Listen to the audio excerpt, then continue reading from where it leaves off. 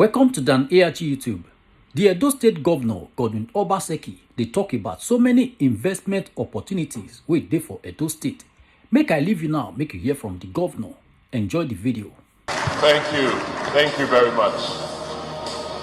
Your Excellency, the First Lady of Edo State, Mrs. Betsy Obaseki, Your Excellency, our beloved Deputy Governor, the Right Honorable Comrade Philip Shaibu and his very lovely wife, the Speaker, Edo State House of Assembly, the Right Honorable Marcus Onubon, Your Lordship, the Chief Judge of Edo State, Honorable Justice Joseph Archer. We are blessed this morning in Edo that all our three senators representing the three senatorial zones are here with us. It tells you how much progress we have made in our politics. I want to acknowledge Senators Matthew Ruhide, Senator Francis Alemikena, Senator Clifford Odia, Honorable Sejus Ogun, the member of House of Representatives, Honorable Jude Isedehe, so a member of House of Representatives, other members of the Edo State House of Assembly who are here, my colleagues in the Edo State Executive Council and other senior government functionaries, the State Chairman, PDP, Honorable Anthony Azebemi, and other party leaders. My brother and friend, the Chairman of ALAGHODARO Summit, Mr. Aswe Igodalo, and other board members of ALAGHODARO.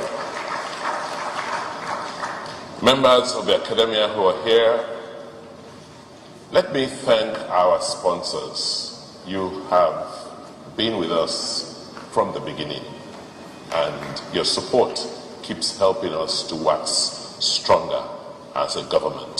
Thank you. Our distinguished panelists, many of you have traveled from far and near. Clerics, I acknowledge the chairman of the Christian Association of Nigeria, Bishop Kure, and the chief imam of Benin City, Alhaji Sheikh Inabulele. His Royal Majesty, the Omonabade du Kwakwalukwolo Obaiwari II, the Oba of Benin, who is ably represented, Oba Atokwe, most distinguished invited guests, members of the press, distinguished ladies and gentlemen. Sorry, I had to establish protocol. That is the protocol. I'm so glad that all of you have now accepted ALAGHODARO as an annual ritual. And that on the 12th of November every year, we all gather here like this, not just to reflect on what has happened in the last year, but also to project the future and see if we are in line with our promises and our hopes. As the chairman of the summit said in his opening statement, and also reiterated by the guest speaker, this year we are building on the theme for last year, which we set after our victory at the polls. For us, the victory of September 19th last year clearly was a turning point from which we have redefined our future as a people. We were dreaming, but last year our dream came true. And we haven't stopped dreaming.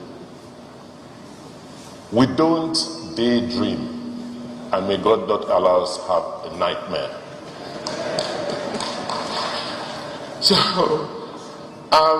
So this afternoon, over the next 20 minutes or so, I'll try and explain as best as I can the future we see and how we believe we can sustain that future. We're all witnesses to what has happened in this country and in the world in the last several months. COVID-19 clearly has redefined how humanity will live and will exist. It has reprioritized our values and reprioritized and given us new priorities. As if that was not significant enough, what has happened in the global energy market, the way the world now sees energy, sees our main product, but crude oil, has changed. The world is now talking about renewable energy. This and the unfortunate steps we have taken in managing our national economy has created real challenges, which has led to our economic downturn. And, you've heard my views about this. The way we continue to manage our foreign exchange, it's like we're back where we were 30 years ago. You heard his keynote speaker talk about his experience. But what is interesting is that what's going on today is not new. Listening to Mr. Sarawi, I said, oh, it's true. 30 years ago we had similar challenges. But unfortunately, what we have today is life-defining. There are certain fundamentals that have shifted. The ground on which we stand has shifted. So we cannot continue to think about making the sort of mistakes we made 30 years ago, because it's really costly and expensive. But we know that Nigeria and Edo State still have a bright future despite all these challenges.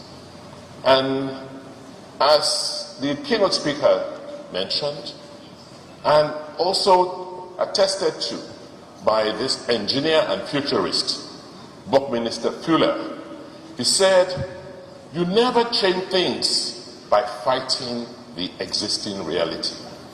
What is, is. The situation we're in today is what it is. We have to just accept it. If we need to change it, then we must build a new model so that the old model can become obsolete. And that's the way we see our future in Edo.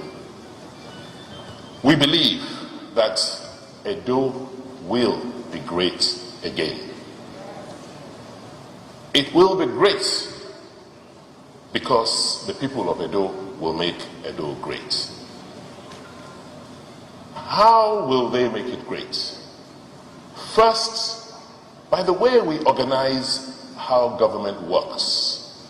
Our government now needs to be organized to work for our people.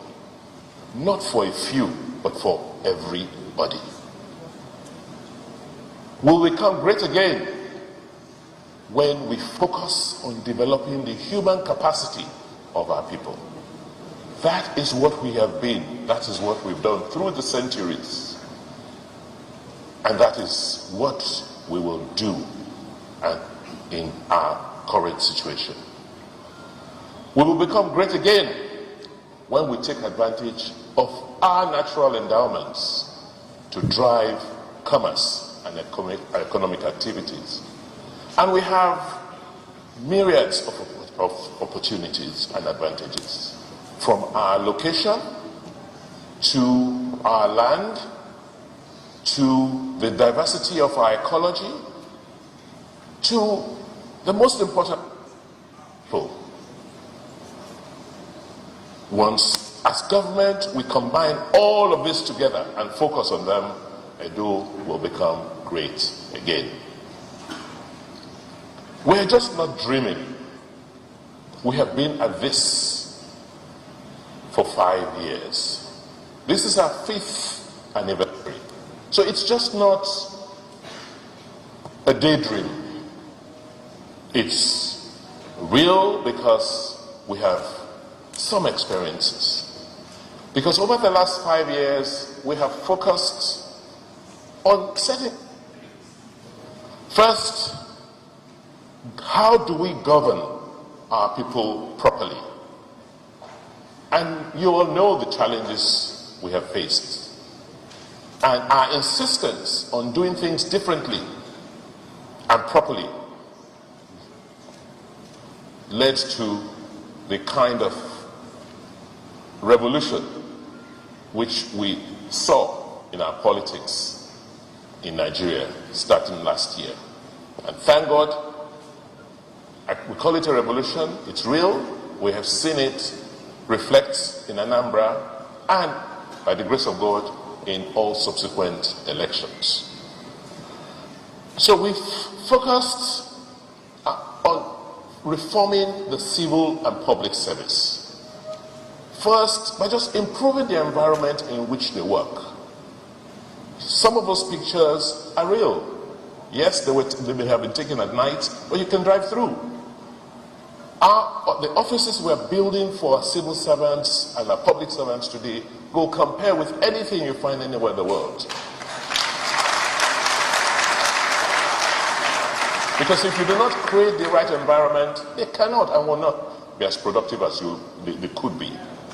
So we've improved the environment. We've begun to go back to what we're known for, merits, merit-based hiring.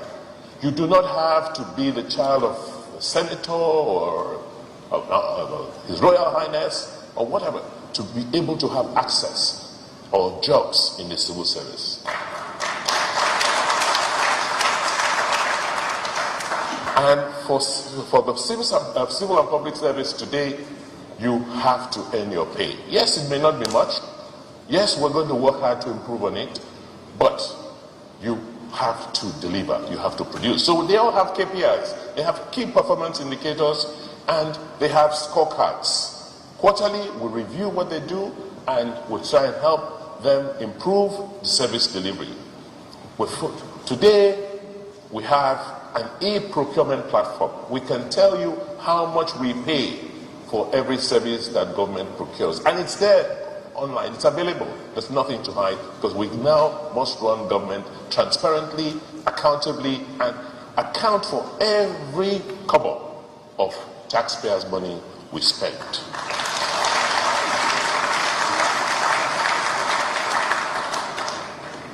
The story on education has been told severally, so I'm not going to,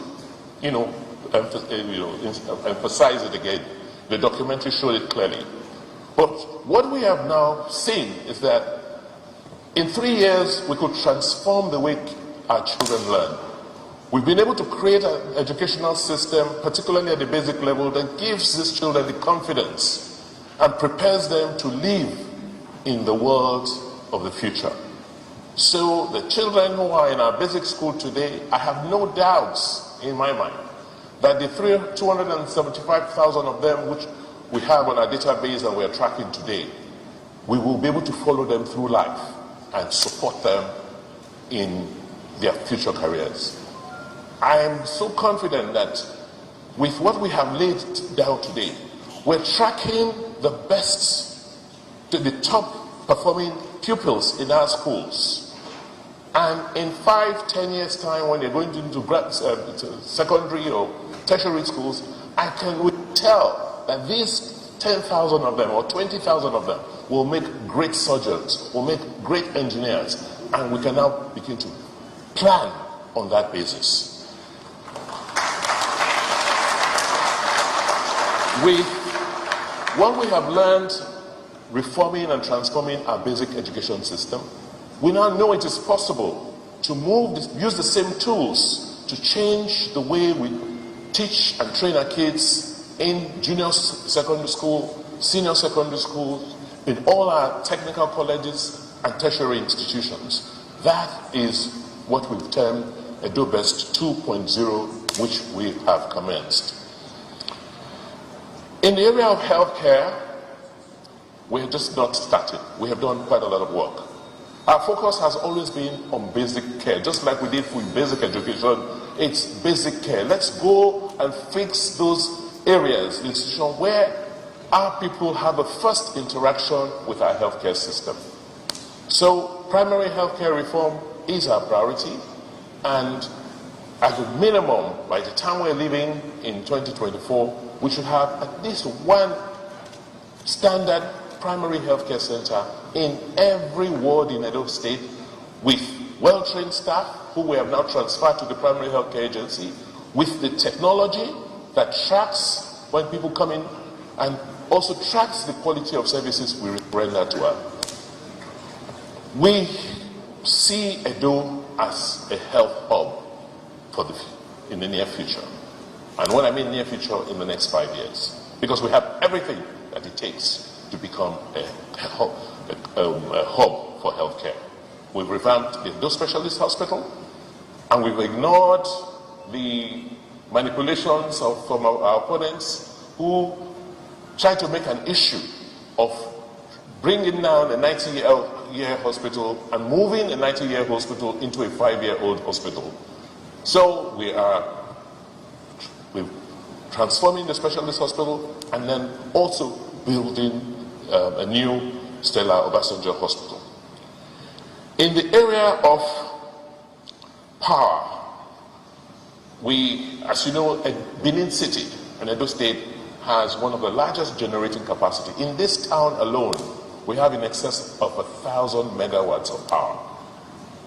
So there is no excuse and reason why we should be in darkness. And from the gas resources available, not to talk about renewables, we can generate 10,000 megawatts of power in this state. And we will do so.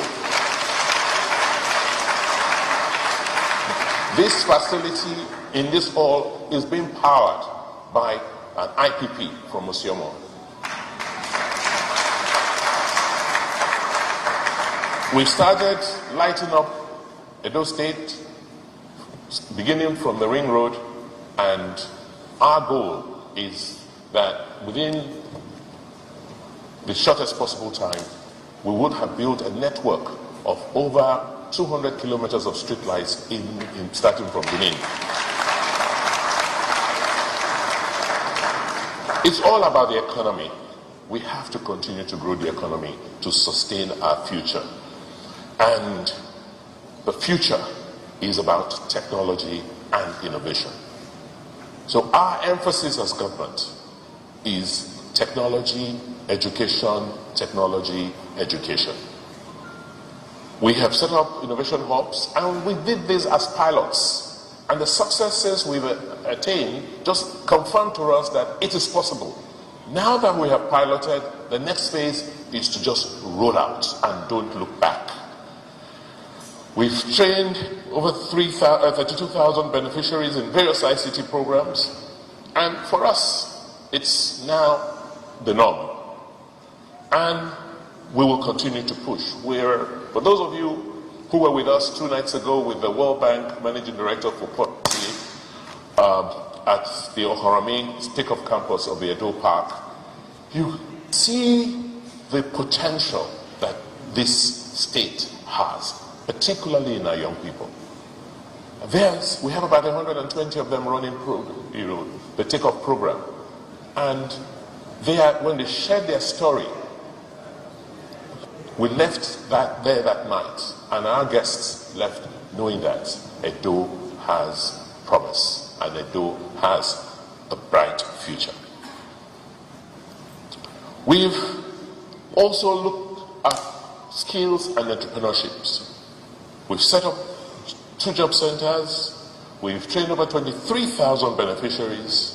We've certified most of them, and we're raising financing to support these entrepreneurs. We've started with the Bank of Industry Collaboration with 2 billion, and we hope that we'll grow that very rapidly in the next few months to about 10 billion. Working with Conga, we have set up an online marketplace, and we're trying to get our entrepreneurs to now begin to use this platform to extend their markets. We continue to encourage job fairs and other activities that will promote the goods and services of our people outside the state. The Benin River Port project for us is going to be a game changer. We have completed 3 baseline feasibility studies, and each study has just confirmed to us that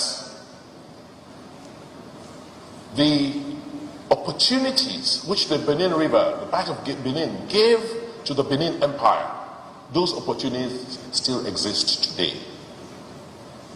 We have done the topographical surveys, the bathymetric surveys, so that's all the surveys these technical people need to undertake to check the viability of a port have now been done. And we have come to the conclusion and realized that that river port could be the second most viable port in Nigeria.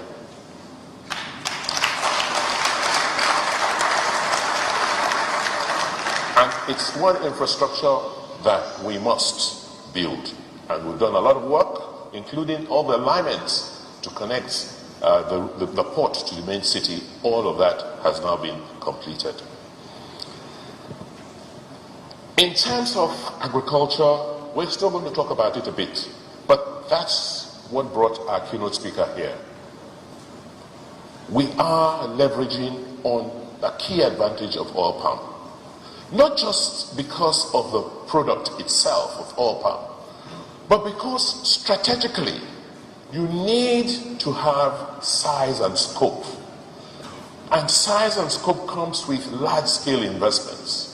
And so we're seeing that palm oil is that crop that will bring large-scale investment in the way we think about agriculture. How you prepare land, how you get inputs, how you train extension workers, all the things that you need to do to make agriculture successful. Once you have, your large players coming in, they help you set the standards. And then every other crop production now follows from there. So that's the emphasis, that's the strategy, and that's why we can't thank enough our partners who have come together under what we call the EDO State Oil Palm Program, where we have allocated 102,000 hectares of new land, mostly degraded forests, to now commence, the production of oil palm and reenacting what we used to be. We can't continue to lament that palm oil was taken from here and taken to Malaysia and Indonesia and see what it's doing for them. We can't continue that lamentation. The land is still here. The crop will still do well. So, strategically, let's just start and get it done. Our dream is that, in another 30 years' time or less, as you are flying into Edo State, all you'll be seeing are farms, just like you see everywhere else in the world. But all of these cannot happen if there is no law and order. Because in our oath of office, we always swear to protect and protect our people. So it's about law and order. Our democracy cannot thrive, will collapse without law and order. That's why we're emphasizing law and order. That's why we are emphasizing investments in the judiciary, in the process of making laws, in policing. Edo State, we know it's only a question of time. We will have our state police. It's just a question of time. Because you cannot run a federal system without it. But before that, we're collaborating, and we will continue to collaborate with the federal security structure. We've built and designed our own security structure around the federal system today, and we will continue to invest even in that system that is controlled federally. We built and established the Marine Police with marine bases in Olobo and Gelegele.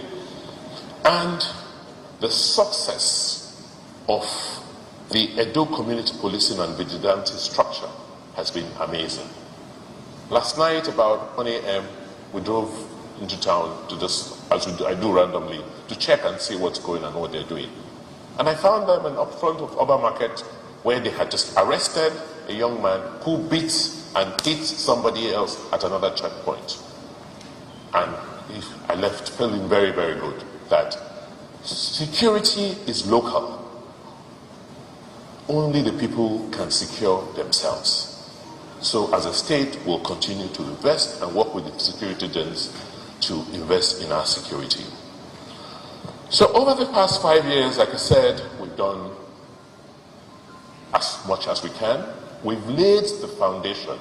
We now know that it is possible, that our dreams can become reality, that we will dream and we will not have nightmares, because we have a strategy or strategies backing our dreams.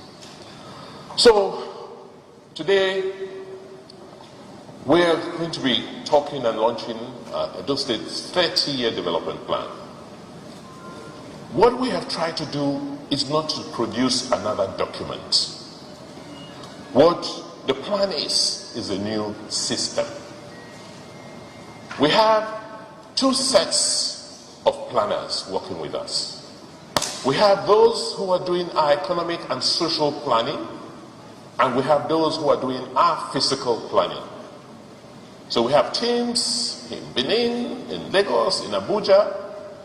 We have teams in Benin, in Beirut, and in London, all working. But our insistence is that whatever we're doing must be domiciled in Benin, and we must have hundreds of young men and women who now must be involved with them in that process, because these youngsters are the ones that will implement the plan. Planning on a plan is not a document. It has to be a process. We have to live it. And that is what the Edo 30-year development plan is about.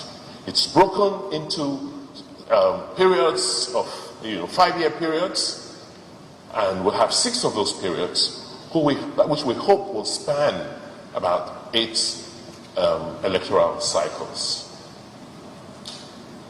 I know that for me, one of the biggest or greatest concerns people have is that, Mr. Governor, yourself and your team are doing so much.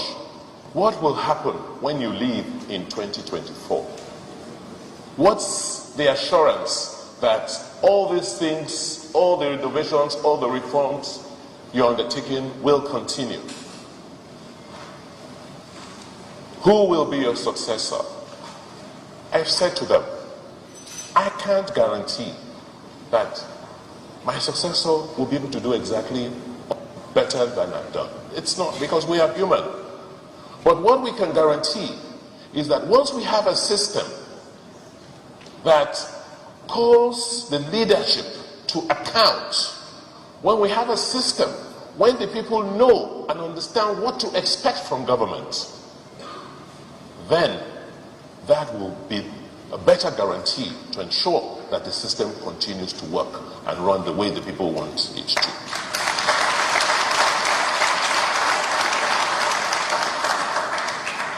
And so the strategy for the long-term plan is, like Mr. Sarumi said, it's broken up into periods. We're just not dreaming about 30 years from now.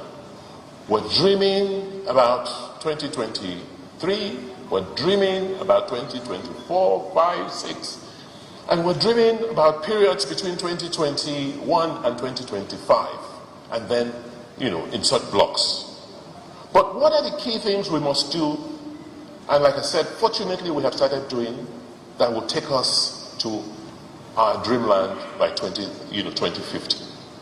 First, and we will continue to insist, because we see it every day, Nigeria is not working because the civil service and the public service are not working. Simple.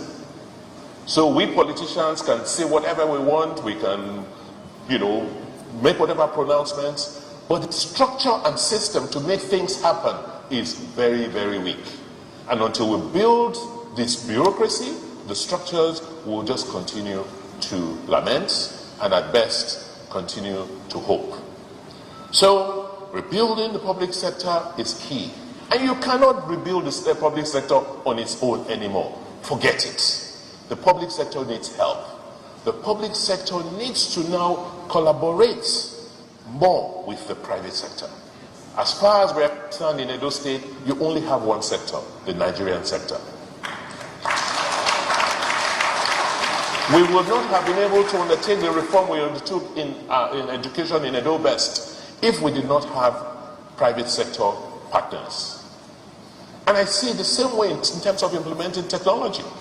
So we must understand that it has to happen. We have to have short-term initiatives, and today we're working on an e-government platform, and the future of Edo and the bureaucracy of Edo is technology. Edo will run on an e-gov platform commencing this year.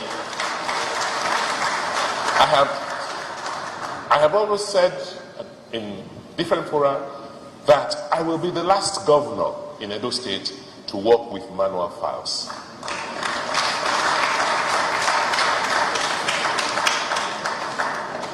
The next 30 years will mean us focusing more on our human capacity.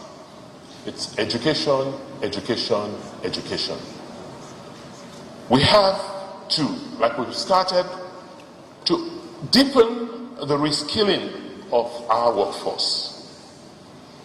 I am going to be receiving a delegation next week, and we want to look at the possibility of reopening our primary schools, our basic schools, for adult education, to help those who missed out come back to school.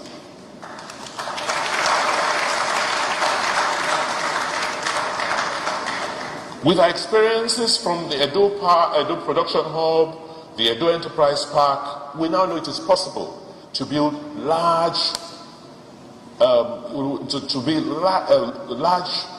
parks or areas where people can come and converge and undertake economic activities.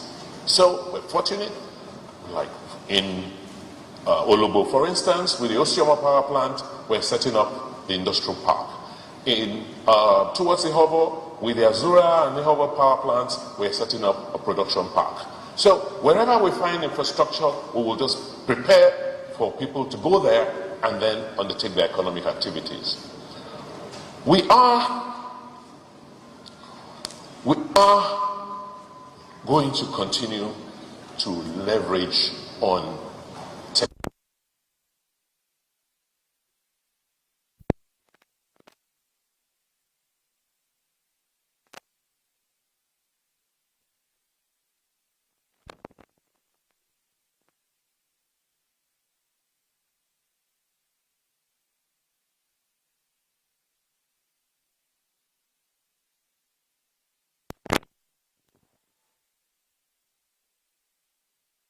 He started his business.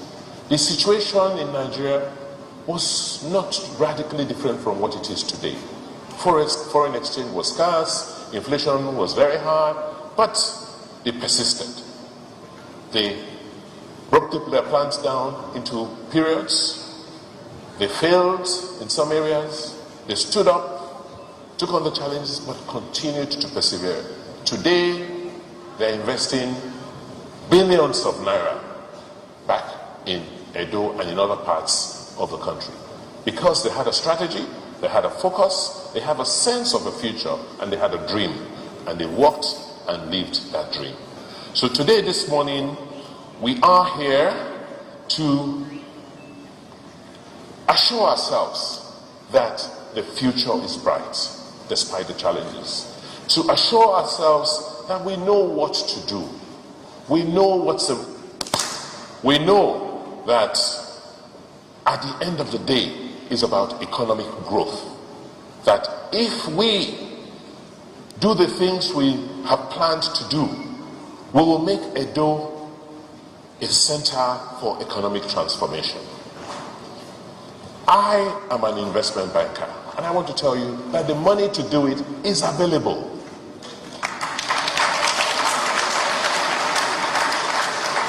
The money is not the challenge.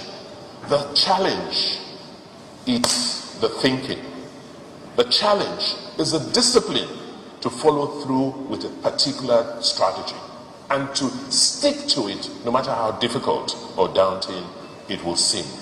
And so, for me, the next 5 years should be one that ushers in a whole era of new opportunities. An era where we'll be able to raise substantial amounts of money from the international capital markets to build a river port, which will give us access to the rest of the world, direct access, to build an international airport that will be aligned to that, to bring in commerce, to support something unique that no one else has in Africa, which is a cultural district based on a history, a culture that the world cherishes. So for us, the return of the artifacts, it's not just about the display of the artifacts. No, it's about part of our plan to create and make EDO a culture hub. There is none in Africa today, and because there are very few societies that have what we have to show the rest of the world. The cultural district, the return of the artifacts, is to help us make that reconnection with our past. It's to help relate the creative geniuses we see in our young people to where it is coming from, to its source. That is the purpose. So that's why we don't want to get drawn and lost in the purpose, the arguments back and forth, but to focus on the purpose, why we need these works back, and we want to appreciate and thank all the governments and the various museums across the world who have made a commitment to return these pieces. We have over 4,000 of these pieces flung across the world, and we have commitments for substantial return of these works. Our goal as a government is to prepare a state, to prepare a city where these works can come in, where they can be displayed, and where the world can come and see them. And by the grace of God, we will succeed in doing so. As I said, we want to continue to invest in agriculture, particularly oil palm, to now help us create the framework for investing in agriculture. Victor Waifo Creative Hub is just a sample of what we intend to do in supporting entertainment and the creativity of our young people. That is just a sample. I just invite all of you to come in tomorrow to see the young creative artists who we have nurtured, performing with their peers nationally in that center, and it will tell you what is possible. And these are ideas that have been brought into reality by young men and women who are working with me. They're, and they make these difficult challenges look so simple. The EDO Technology Park. We just don't like to talk about ourselves. We don't like to be modest. But we will be here next year, and we will take a tour of what's going on in that park. And so, distinguished ladies and gentlemen, it is now my singular honor and pleasure to thank all of you and to say that today marks the beginning of the launch and implementation of the Edo State 30-year development plan. Thank you. Now we don't hear everything with the Edo State Governor Godwin Obaseki talk for this video. Let us know what you think for comment section. If you never subscribe to Dan ARG YouTube, try make you subscribe so that make you for the hear all the things wey dey happen for Edo State. Make I leave you now with this video, make you help us share am. Thank you for watching Dan ARG YouTube.